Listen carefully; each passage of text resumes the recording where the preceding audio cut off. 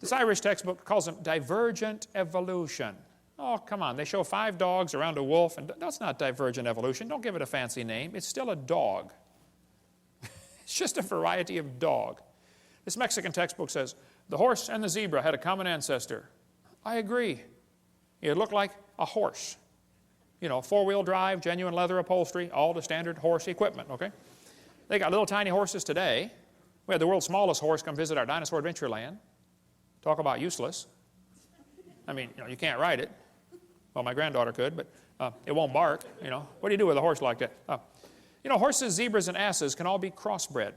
They have competition in California. Who can get the weirdest animal?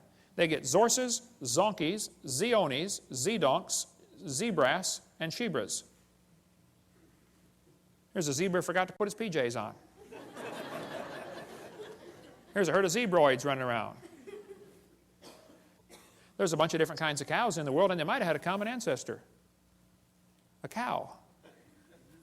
This magazine's where you order chickens. All right, boys and girls, should we order, you know, cinnamon queens, red rocks, white rocks, cherry eggers, or brown leghorns? But look what the magazine says. Jungle fowl are the original bird from which all varieties and strains of domesticated chickens are derived. Did you know all the chickens had a common ancestor? Anybody want to guess what it was? Chicken. You got it. There are 8 kinds of bears in the world, and they might have had a common ancestor. A bear. You know, broccoli, cabbage, cauliflower, and Brussels sprouts all have a common ancestor called a plant. In California, they got huge fields where they graft English walnut trees onto black walnut stumps.